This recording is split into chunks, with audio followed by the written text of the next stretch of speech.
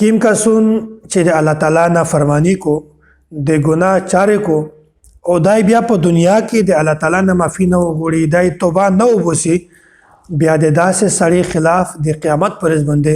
څلور شاینه او د انسان خلاف گواهی ورکوي. الله تعالی قران کریم کې څلور شاینه دا ذکر کړی دي چې کیم سړی په دنیا کې ګناه وکړو د الله تعالی نه فرمانی وکړو دای توبه نه وبوسي الله تعالی معاف نه کو نو د قیامت پر ورځ څلور شاینه د انسان خلاف گواهی ورکوي. پاک اول شای زکا یومئذ تحدث اخبارها الله تعالی زکا ته حکم کو چې ته ټول خبره بیان کا بیا هغه زکا ژغیږي الله تعالی د خبره کړل صلاحیت په دې کې پیدا کو دا ورته یی چې د انسان په مو باندې دا ګناه کړی یو سړی د پنځه کې باندې نوستای جوړی کو سید کو او درویغ یی غلا کو نعوذ بالله زنا کو غیبات کو دغه د ځکه د ټوکړه چې کیمدو دا په هغه وخت کې د انسان د سړي خلاف گواهی ورکوي چې یا الله د سړي په مو باندې دا ګناه کړی دی. که یو سړی دا وایي چې زه خو پټ یم څوک مې ویني نه په بستره کې پټ یا ګوښه یم څوک شته نر سره څوک مې نه ویني په کمره کې یا بل ځای کې یم کسې که څوک د نه ویني الله تعالی دې ویني چې کیم شاید تو خلاف گواهی درکوي اخو دې ویني ځکه چې کیمدو او د تو خلاف گواهی درکوي چې یا الله د انسان په دغه ځای باندې دا د ګناه چار کړی و.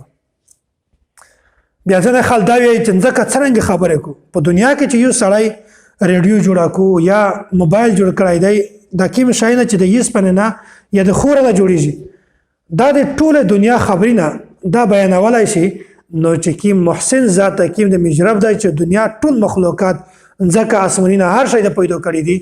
نو د قیامت پر شکل الله تعالی د ته حکم وکړ ځکه ته دو خبره ویل نه کو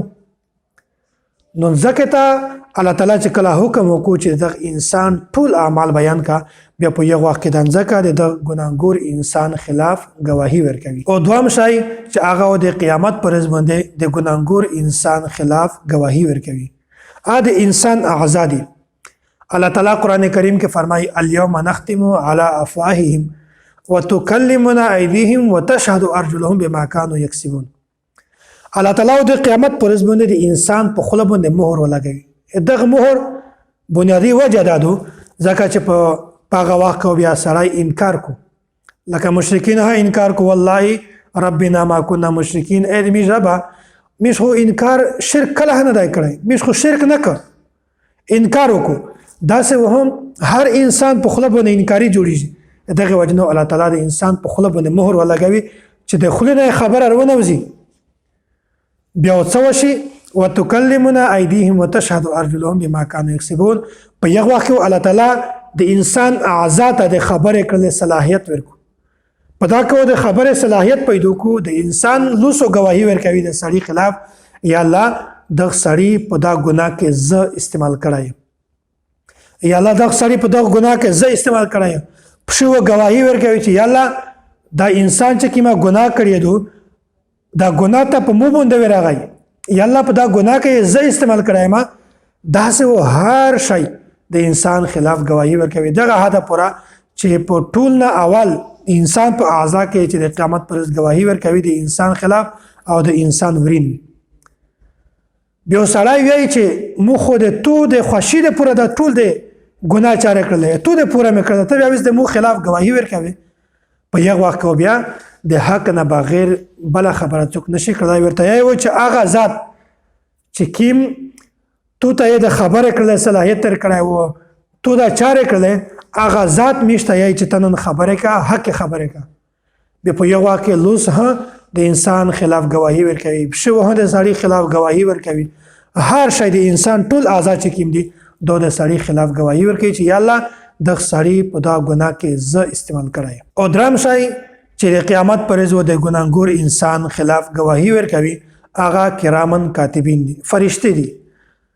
شی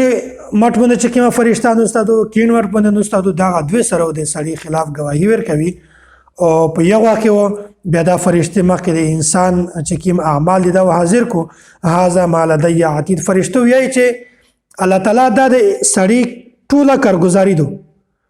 تا د سړی ټول اعمال دي تو مرزي دو کته وس معاف کوي او کته دته سزا ورکوي. بیا په یو واقع فرشته چې هر وخت د یو سړی سره دي هغه د دغه سړی د ګناګور انسان خلاف گواهی ورکوي چې یا الله دغه سړی په دغه ځای کې دغه د ګناه چار کړی و، یا الله دغه سړی په دغه ځای کې د ګناه چار کړی و. بیا څوک په یو ځای کې انکاري نشي جوړېدلای، هر شی و د خلاف گواهی ورکوي. او څلورم شی چې هغه د ګناګور انسان خلاف د قیامت پر ورځ گواهی ورکوي هغه دي صحیفه و اذا الصحف نشرت. چې کله صحیفه د الله تعالی په حضور کې پیش کړل شي هغه مخکې یې شوي پاکولي کلی چې دغه سړی دا ګناه چار کړی، دغه سړی دا غیبت کړی، دغه سړی زنا کړی، دغه سړی دروغ ویلی دي، دغه سړی رشوت اخیستی دی، ظلم یې کړی دی، دا ټول چارو کې لیکلي وي. بیا په یو وخت کې سړی انکاري نشي جوړېدلی. الله تعالی دا موږ تاسو معاف کو. دا څلور شیونه مو تاسو ته بیان کړل. اول شی ځکه چې هغه د سړي خلاف گواهی ورکوي، او دویم شی د انسان اعضا چې کوم ګناهګور انسان دی ګناه یې کړې وي الله تعالی په دنیا کې معاف کړی نه وي توبه یې نه وي ایستلی یو سړي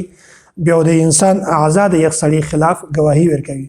دریم شی کرامن کاتبین او څلورم چې کوم دی د انسان صحیفه دو د قیامت پر ورځ باندې د ګناهګور انسان خلاف دغه گواهی ورکوي. الله تعالی د میشتوس ګناهینه معاف کو، الله هم د ګناهینه وسوتي. الله تعالی د میشتوس ټول ته د نیک اعمال توفیق او نصیب کو. واخر دعوانا ان الحمد لله رب العالمین.